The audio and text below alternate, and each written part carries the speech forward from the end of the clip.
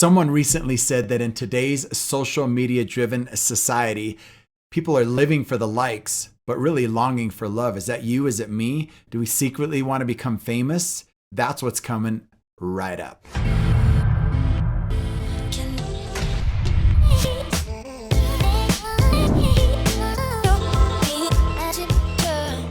Hey, well, welcome to Faith and Fitness Friday. My name is Joe Alvarado. I'm your host. Thank you so much for liking, sharing, commenting, everything you do that makes this podcast a success. So grateful for you. I want to start a new series called Chasing Carrots. And really, it's kind of this endless pursuit of more. This idea that our culture and our society keeps giving us more and more. It's like this bait for the next greatest, biggest, largest, nicest, more security, everything. And it seems like it just never ends. And so we're going to talk about this. We're going to talk about money and stuff. We're going to talk about the pursuit of perfection, the idea of approval, the hunger for just comfort. And today we're going to talk about something that when you hear the title, fame, you might think, well, this is not for me. And maybe not, but maybe it's for somebody you know, or maybe secretly you have longings for fame and you don't even realize it. Let me explain what I mean. Does it feel good when you get a lot of likes or shares or positive comments on your feeds, on your social media, for those of you who are on that? And if you're listening to this, you're on some kind of social media, right? And maybe you think, again, this isn't for me, but there could be micro cravings of fame. Like, in other words, maybe you're the type of person that overcommits because you can't say no. And really inside, secretly inside, you want to feel needed, right? Or maybe you want the credit for everything you accomplish. Like, hey, I'm the one that came up with that design at work, or I'm the one that came up with it. Nobody gave me the credit. Or maybe you're oversensitive to criticism because you really want to be liked and loved by everyone. You may have micro cravings for fame and not even realize it. And guess what? Social media, it's the breeding ground, and it for this idea, this hunger for fame, likes. I want them, and if I don't, maybe I'll just delete that picture because I thought it looked good, but evidently nobody likes it. And again, it's why I say people are living for likes but longing for love. So maybe you would say, this still isn't me. I don't need the spotlight. I don't need the attention. Well, maybe that's true, but maybe this will help you better understand the culture and the day that we live in, or maybe even your children. For example, children that were surveyed between the ages of 10 and 12, when asked what they wanted to be, they didn't say a firefighter, a police officer, a doctor, a lawyer. They said, I want to be famous, right? They wanted to be a YouTube star. Another age group that was recently polled between 22 and 37 said, well, I think you should make a movie out of my life. And I would say, no, I think you should just go watch the Avengers Endgame and be done with that idea, right? Here's another statistic that's alarming. 1 in 12 said that they would disown their family to become famous. 1 in 9 would give up on getting married to be well known, and 1 in 6 would give up on the idea of having children if they could just be a household name. Now, I don't want you to mishear me, because there's nothing wrong with being famous. In fact, if you're really good at something, you have a skill set that's just way above everyone else's, you're probably going to be famous just because you're so good at what you do. You could even make the argument that God made people famous. Like David in the Bible in 1 Chronicles 14, 16, and 7 says this. Check this out. It says, so David did what God commanded. David was listening to God, right? And they struck down the Philistine army. God told him to go and defeat the enemy all the way from Gibeon to Gezer. Gezer is kind of a funny word. But anyway, 17. So David's fame, check it out. David's fame spread everywhere, and the Lord caused all the nations to fear him. You could even say that God made people famous, right? Solomon, he asked for wisdom. God said, you can have whatever you want. Solomon said, just give me wisdom. And God said, wow, you just want wisdom? How about I give you wisdom and fame and riches, right? He gave him everything. God did that. Jesus was famous. Jesus was known because he was healing people. He raised 3 people from the dead. His claims to be the Son of God, his teachings. I mean, Jesus was famous. He had to get away early in the morning to avoid crowds in order to connect with the Father and pray. It was the only time he could, because all the crowds would constantly be around him. Jesus himself was and is still famous. So there's nothing wrong with being famous, but the pursuit of fame can draw you away from your goal, and it amplifies everything on yourself. In other words, I may be focused on helping people, but I'm so famous that, oh no, now I got to be worried about what I wear or how I look or what I said. And if you're somebody who's pursuing God and fame comes into the picture, it may take your focus off of him and back onto yourself. Like for me, sometimes when we started videoing our messages at church, I started worrying about what I was wearing and how much weight the camera made me look and all of the above. But it's not about me. I had to remind myself, it's not about me. It's about God. And if you have goals to help people, or to do something to make change in this world, you can't let it become about you, about your popularity. You have to use whatever platform that you have to keep the focus on helping others, right? The focus shouldn't be on you. It will destroy you. You have to keep the focus on the goal and the focus on God, not yourself. So again, it's not wrong to be famous. In fact, John the Baptist had a huge following in the Bible. And if there was anybody who could have leveraged his following to become famous, it was him, but he didn't. And here's what I mean. He would baptize people and get them ready for Jesus, right? So he was baptizing people, telling them to turn from their sins. And people came from all over the known world to be baptized from him. And they would even say, hey, are you the one that we're waiting for? Are you the Messiah? And he said things like this: I'm not even worthy to untie the sandals of him who's coming. In fact,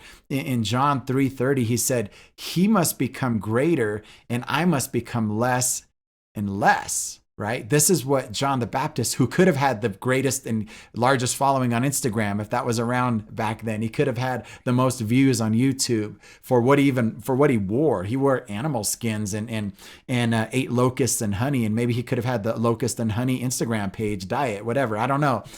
But he didn't leverage it. He said it was about something else. It wasn't about him. It was about God, right? It was about Jesus, about him who was coming after. When you hear successful pro athletes, they're interviewed after games and they say, hey, did you think you would get that triple double, right? And the athlete would say, you know what, I wasn't actually trying, but I'm so glad that as a team we came through and we were able to pull the W, right? The win, because they know that it's not about them, but it's about the team. It's about a bigger purpose. It's about the goal that you have. It's about getting closer to God. It's about amplifying God, not yourself. So I want you to ask yourself two questions. And again, real simple.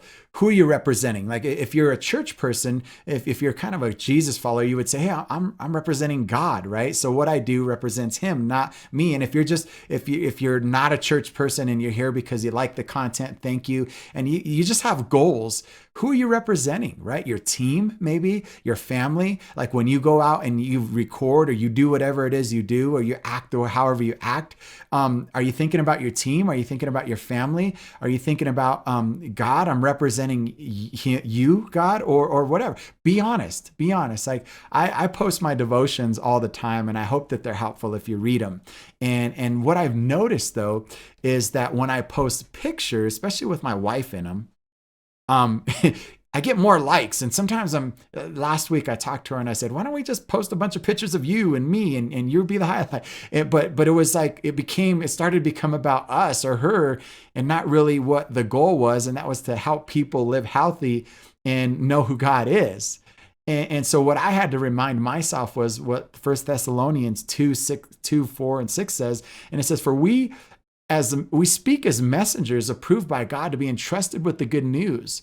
Our promise, or our purpose rather, is to please God, not people. He alone examines the motives of our heart.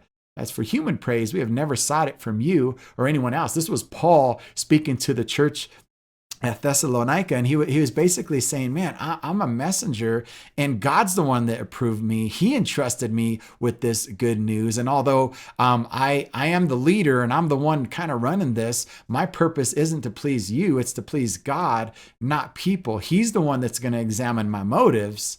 And for human praise, he says, I've never really sought it from you or anyone else, because he knew that at the end of the day, he was representing God. He was an ambassador of God. Do you know what an ambassador is? An ambassador is the highest ranking diplomat set from one nation to another to represent that nation, right? And so if you're a God person, if you're a church person, you're an ambassador of God. So be honest. Like, why are you really doing what you're doing? Are you pursuing fame? Is it something you need, or are you representing God? And if you're not a church person, are you really representing your team, your family, or are you using your team and your family to get more attention? The second question you should ask is really, whose opinion matters most? Like, are you living for the likes, but really longing for love? Are you living for the people, for the opinion of the crowd instead of the approval of God? Like psychologists, here's the deal.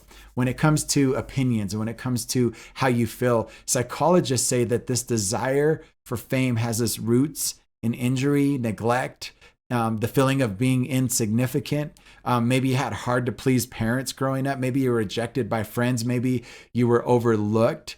And so that's why the opinions of others matter so much. That's why it hurts so much when somebody criticizes you. That's why it feels so good when they like everything that you like. So I want you to really dig a little bit deeper and ask yourself, whose opinion matters most? I mean, my partner's opinion, my spouse's opinion, my family's opinion, or everybody else's, right? Or God's opinion. God, your opinion matters more than all the likes or not likes that I get, or the criticism or non-criticism I get, or the neglect or attention I do or I don't get. I don't need to be loved by everyone, because it's really your opinion who matters most. So whose opinion matters most? So if you're a parent and you're listening to this and you kind of find that social media really bothers your children, and that's an epidemic today, really, maybe you have that talk with them. Maybe you ask them, hey, who are you representing? Yeah, you're representing me, our family. When you go out, that's who you're representing. That's who you should be having pride in. Or whose opinion matters most? Mom's does, dad's does. Ultimately, God's does, because really we're not called to be famous. We're just called to be faithful, right? If you're a church person, we're called to be faithful to God, not famous. You know, God, he made David famous, but here's what David still said. Even though David was well known and everybody knows who he is, King David, right?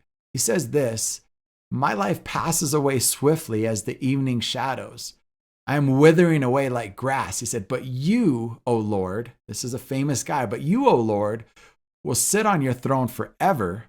Your fame will endure to every generation. God is the one who will always be famous. His opinion matters.